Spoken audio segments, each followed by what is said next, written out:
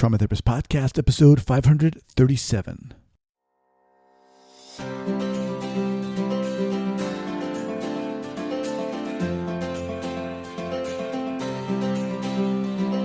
All right, welcome back to the Trauma Therapist Podcast. My name is Guy McPherson.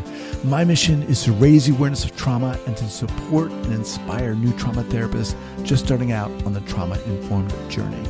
I do that with my membership community, Trauma Therapist 2.0, my online courses and workshops, and the Trauma Therapist newsletter. If you're a therapist of any kind and you work with individuals who've been impacted by trauma, I invite you to head on over to my website at thetraumatherapistproject.com. That's thetraumatherapistproject.com. All right, let's get started. Are you ready? I'm ready. All right. So here we go. We'll go for about 30, 35 minutes or so, just to give you an idea.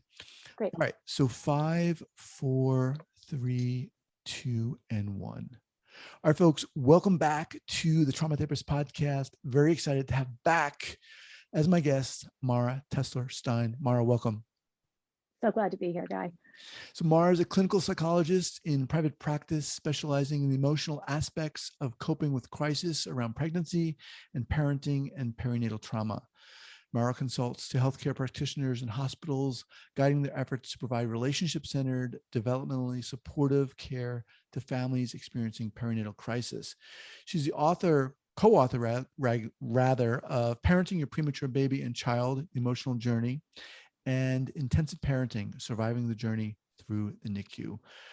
All right, Mara, welcome back again. You know, before we were recording, I said, I love having you on here because you're passionate and you talk about what you do in a way that people resonate with. So before we jump in, where are you calling from right now? I am in Chicago. Okay. Where I live and where my practice and my training and teaching happens from, largely when I'm not traveling. So this year, for a number of reasons, has been what? Has been transformative, has been challenging, has been a cause for a lot of reflection, looking back and looking forward for me. All right, so let's dive into it. What are you talking about specifically? You know, there have been a sort of a number of layers of events that have happened that have caused me to stop through no real conscious choice or any choice of my own.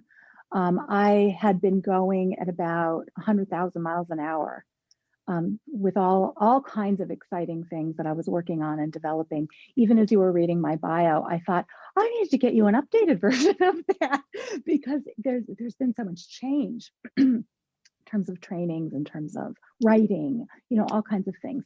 But when COVID hit, everything stopped. Mm-hmm. So I had been all queued up to do a whole bunch of travel in the upcoming 6 or 8 months, which ground to a very rapid halt, as did everything like that, and most everything, in fact.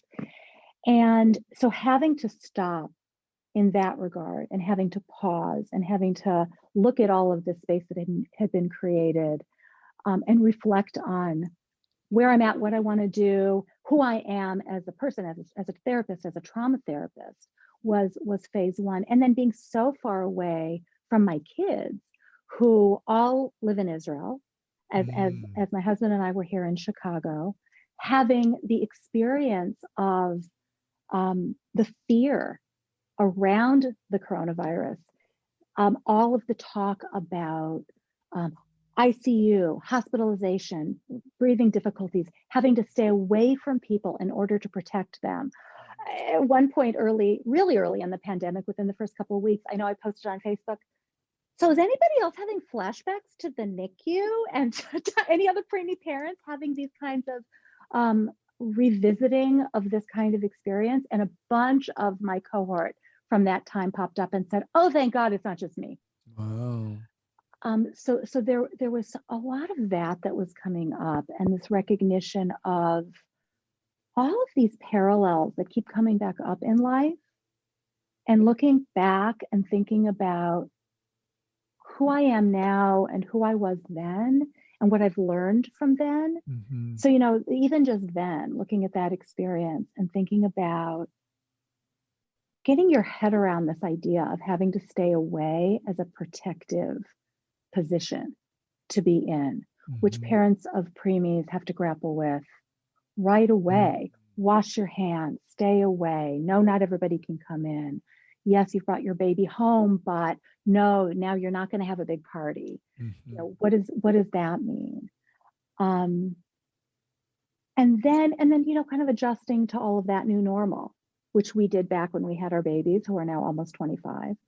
And then we as a world have struggled with and had to face with COVID and continue to face with COVID. What does normal mean? What does new normal mean? So kind of going a little deeper with that, was that parallel, or recognizing that parallel, how did that impact you? It made me remember and realize how we are always doing our work all the time. I've done so much work on a personal level historically around the events of my own perinatal crisis and trauma and what came after. But we're never really done. And I think that that's right. I think that that's how it should be. And I think it's easy to forget that as therapists, and especially as trauma therapists. We want all of the pain to be all the way gone. Right. I've done the work and it should be done gone. The work. Yeah. Why am I reacting to this? Why am I having any feelings about Right. this? And so I find myself more and more reminding my consultees and trainees, like, when we're working on reprocessing events, no matter what method you use, whatever model you're coming out of, the goal isn't no feeling. The goal is not reliving. Mm-hmm. The goal is reconnecting Mm-hmm. to old stuff, to internal stuff, to other people, which sort of brings me to the next sort of developmental piece that I recognize grappling with during this period of time, which is isolation, overwork, burnout. And those words they're just words. But when your world stops and you don't have to, I guess. I mean, I guess you can avoid looking inside, but when your insides are just sitting right there and they're like, oh, hi, you haven't looked at me for a while, here we go. Realizing like, wow, we can be doing this work. And it can be so consuming. And if you're practiced and if you've done a lot of your work and if you have good supports and colleagues, you're not completely disconnected, because otherwise you can't do this work at all, or you're not doing a very good job. But there's a level of reflecting on the big picture that can get lost, I think. And so the other thing that happened over the course of this year is that my husband suddenly became very sick. And after a few weeks in ICU, he died. From COVID?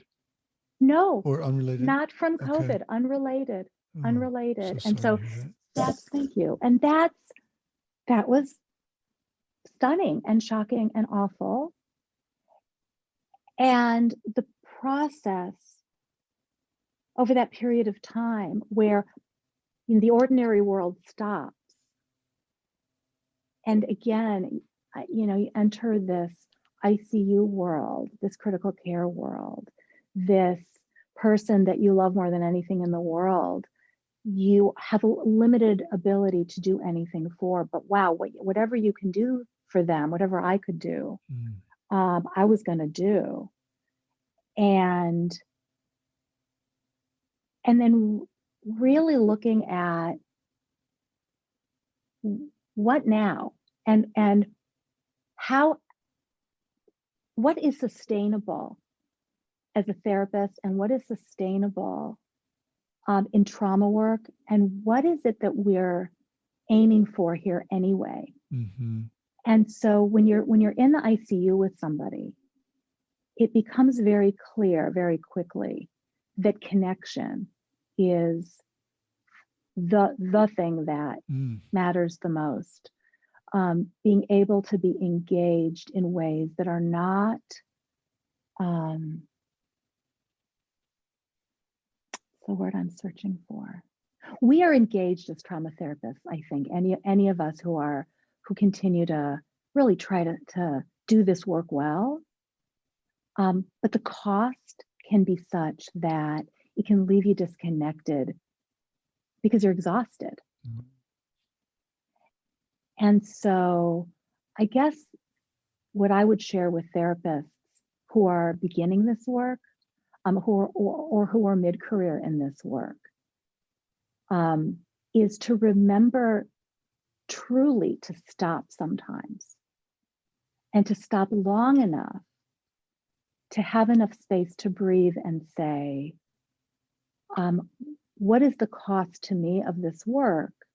And how do I modify so that I can continue to be generative, so I can continue to offer something meaningful to clients and to other therapists and to my community and to my family, but to not lose that which personally helps us to stay alive and to stay well. And not just for the purpose of staying active and competent and capable as a therapist, but to not forget ourselves as human beings in this work, because we can get so sucked into it, I think. And as I'm saying that, I'm thinking, boy, on one hand, I hope that I'm alone, because I don't want other people to have experienced that, but I kind of hope I'm not alone in realizing, like, wow, this is easy to fall into. Right.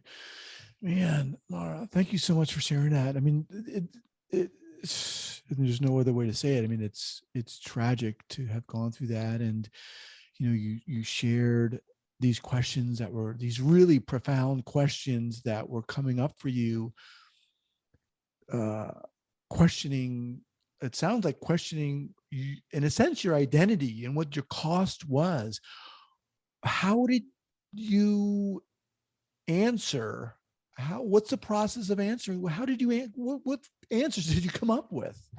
So for me, I think there's an element, and this part of this is really just about my own personal experience and how I'm making meaning, and I'm trying to get to a place where I'm not so exhausted and burnt out. And so some of it has been allowing myself to recognize how much energy I get from teaching and consulting and writing, and how, for me right now at least, the clinical work has to be more limited because it takes more energy than I have right now.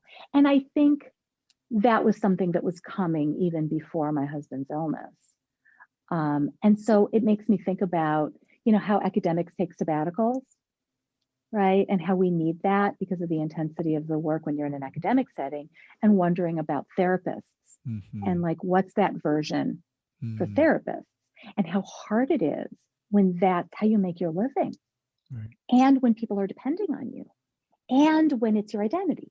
And, you know, we do this work, most of us, I think, because we really love it. I love my clinical work. I love working with these clients. I love it. And yet there is a different energy. There's a different energy pull. There's a different mental load that comes with clinical work. And what I'm realizing, at least for some period of time, is that turning to these other creative outlets may be what helps to refill my tank. And, you know, there was a period, and I think this is common when people are developing clinically or professionally, where I'm doing all this clinical work and I'm adding, oh, I'm going to do some training, I'm going to do some workshops, I'm going to do some writing, and then thinking, oh yeah, I'm tired, but it's okay, I'm going to make this shift, I'll cut back a little here, I'll add a little here. But actually, ultimately, you end up with 2 full-time jobs or 3 full-time jobs. And because we love it, we get just enough energy back to kind of keep it going. Right. And yeah, I mean, I'm wondering if there, you know, to what degree this was challenging for your identity. Hugely. And especially in the time of COVID. You know, one of the things that I knew I had to do clinically was I knew I had to refer some people out, quite a few people out, in fact, simply because I didn't have the bandwidth, and people understood. People were incredible. And I fortunately have a wonderful group of colleagues to whom I could refer. But boy, the guilt was tremendous. And, you know, the same kinds of questions that I hear parents ask themselves and I ask myself as a parent of premature babies, to little tiny fragile babies. What kind of parent would? Well, what kind of therapist would?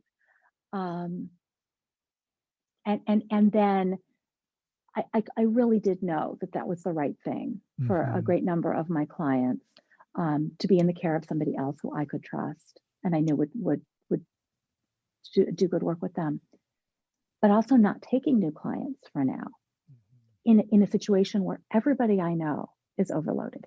Everybody I know is full. And the guilt of saying no.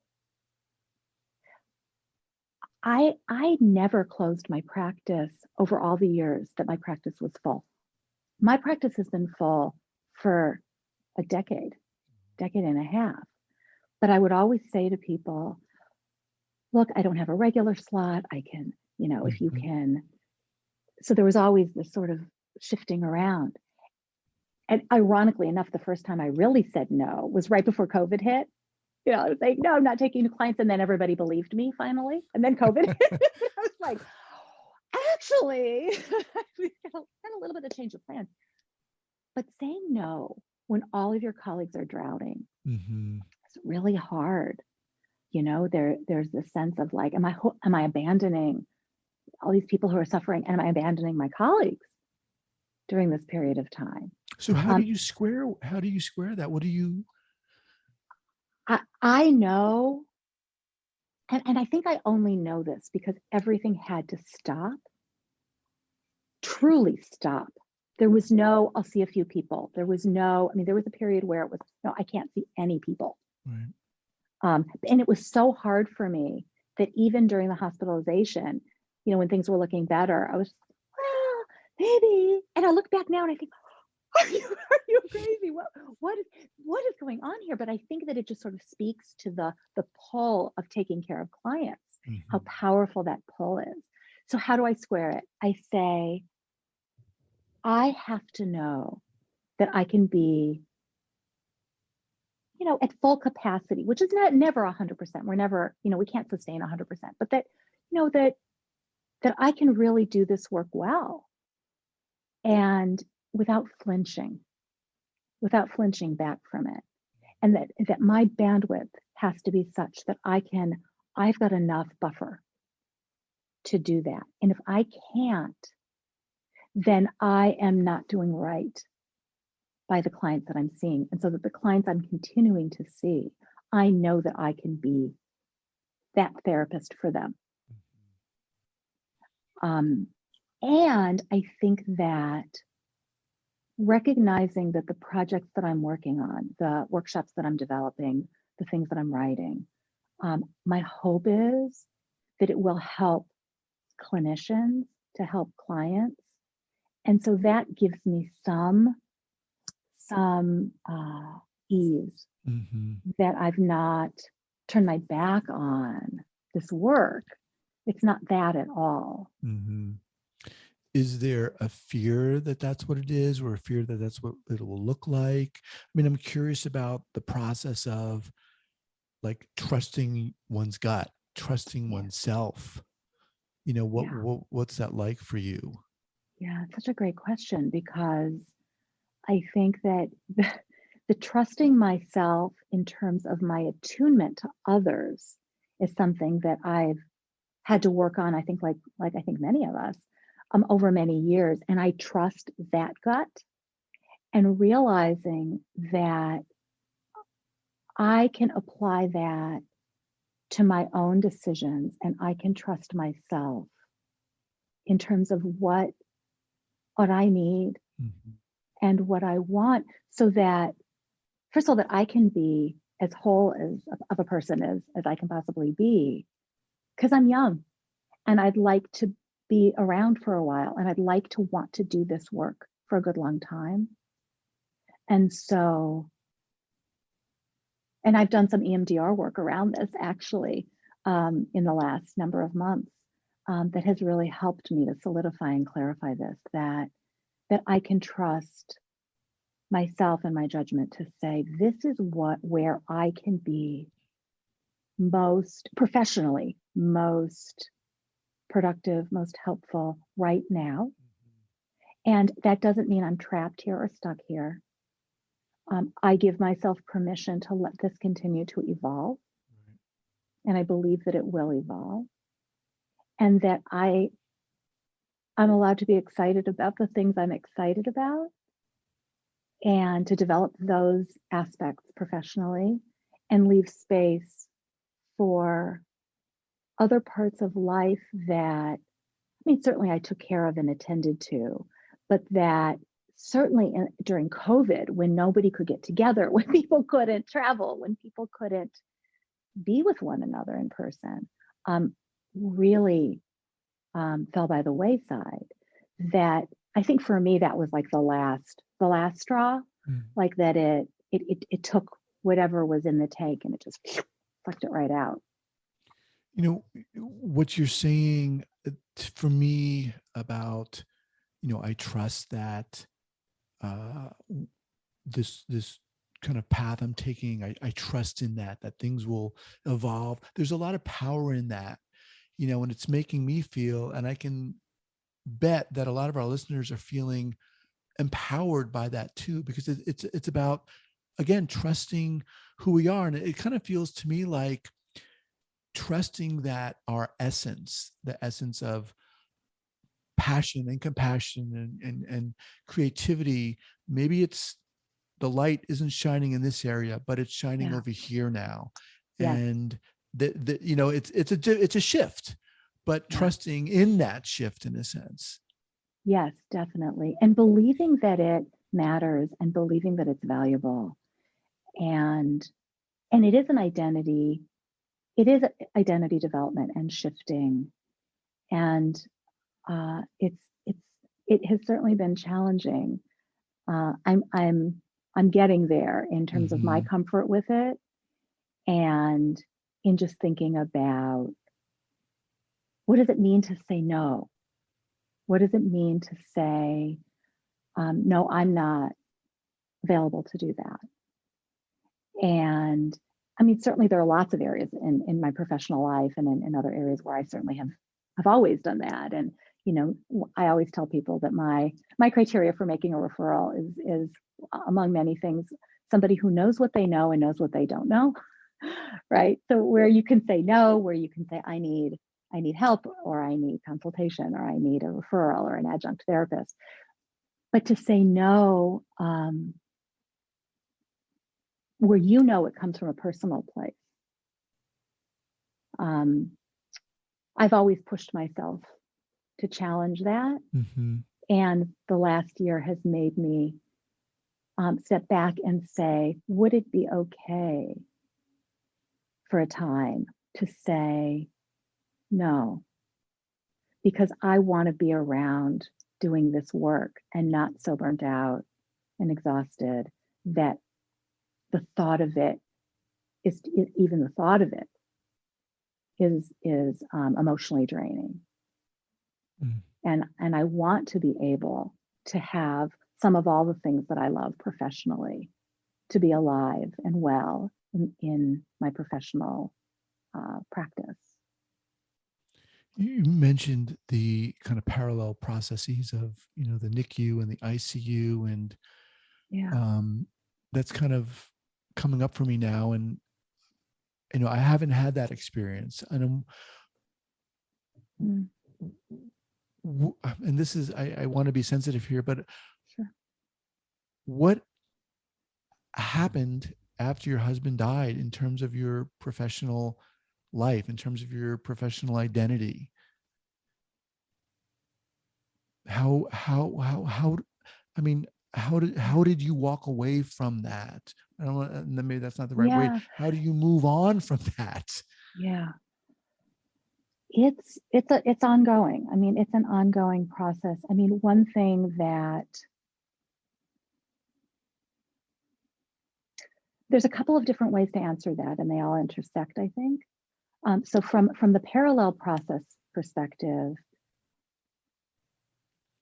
everything that we learned about over the years that Debbie Davis and I worked on our research and writing to talk about the experience of NICU and to help parents through that process.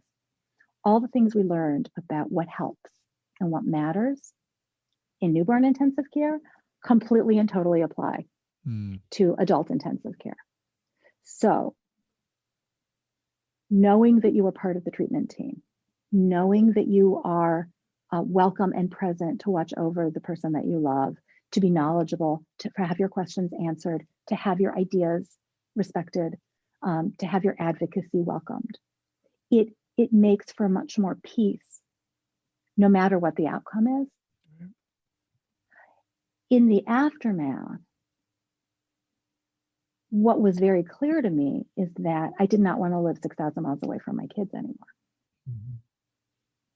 And so so changes around where I am, how I operate, have been put into motion so that I can be where I want to be. It's different when, when my husband and I here together, it was great.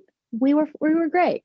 Kids are out doing what kids do, young adults do, and we're here doing what we do. But everything changes. It really makes you reconsider what's going to be meaningful, what matters, what will you miss most, what will you want most, and so trying to make my best guesses on that regard, and then remembering and knowing how much, on a personal level, how much my husband valued what I do and how much it meant to him and how excited he would always be about the things I was working on, about how much he contributed to the things that I was working on. And so it's also a way to honor him. He couldn't be as much part of my clinical work for obvious reasons. But my teaching, or, the sort of that part of like that arm of the quote business, building that, he actually had a lot to contribute. Because that was something he was really knowledgeable about. And so there's this way of carrying on this piece of him as well that he helped me build. I couldn't have built any of this without him. And so I like to think that there's this way that it kind of keeps that spirit and energy that he contributed to making what I do possible, by continuing to do it and to letting it continue to develop, because that's what he was all about. He was always looking at, how do you make things better? How do you make things grow? How do you do things well? How do you do things ethically and strongly, solidly? Really appreciate you sharing that. I mean, I'm hearing, a lot of, I think it's, people listening to this, there are a lot of, there's a wide range of people who listen to this, but there certainly are a lot of newer trauma therapists or newer therapists interested in learning about trauma. And I think it's, it's easy to listen to this and might be easy to think, well, I'm not at that stage. I'm not as experienced as Mara. I don't have as many, I'm not as seasoned. Those things aren't going to impact me yet.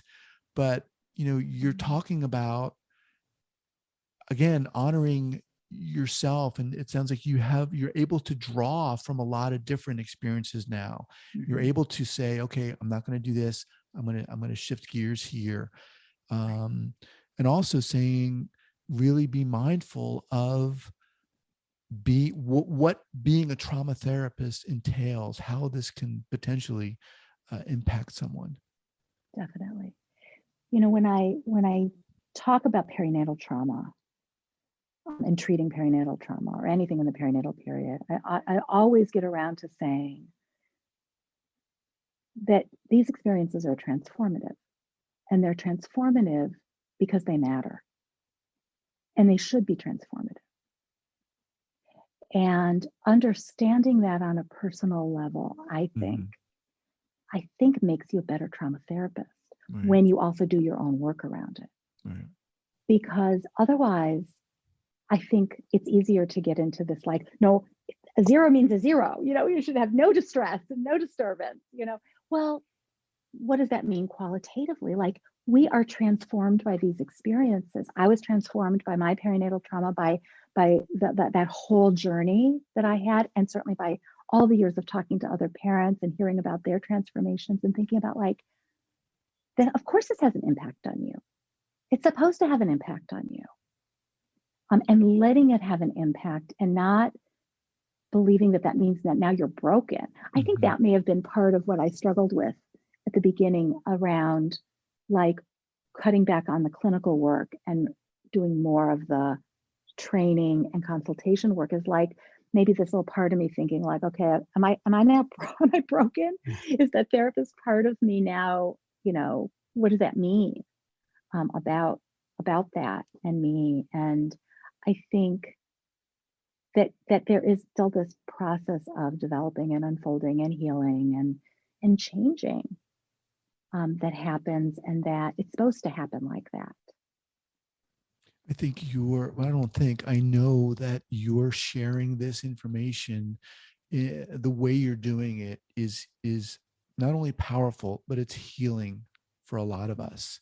I hope so. And I knew it. I knew I was smart for having you back on here again. I knew it. And sincerely, you have a way of articulating the human beingness of doing the work that you do, of being a therapist who works with these intense situations. And that's really powerful, Mara. And I want to thank you for doing it. Thank you. I mean, it's risky to open up like this, and I really appreciate you, and that you make it so easy to do that and to share openly. And it means a lot to hear that you think that this will be helpful for other people, because I know it. There's a sense of tremendous vulnerability in sharing the impact of these events on me, and the questioning and that process.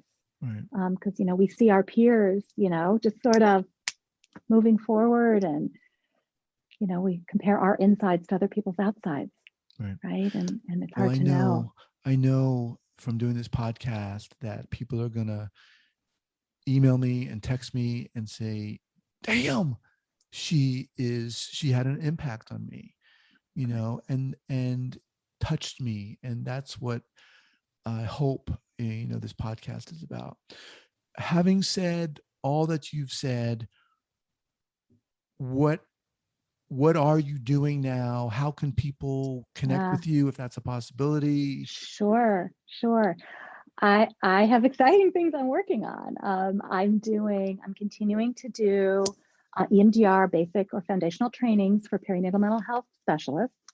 I'm continuing to offer advanced practice workshops, and that's plural, for EMDR and perinatal mental health. I'm collaborating with some others in developing an advanced certificate in perinatal mental health and trauma treatment. Wow. So that we can have some integrated kind of pathway for that, and working on some additional workshops and writing for clinicians and other specialists in this area, to get some together with Debbie Davis, that will be available online, self-paced, and some that will be live. Just a lot of really exciting curriculum.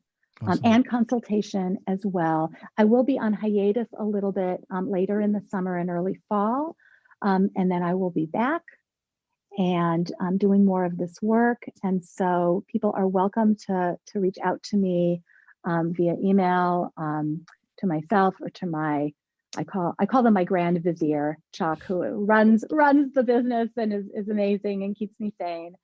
With questions and so forth. But I always love to hear from people. The community building is the best part of all of this work.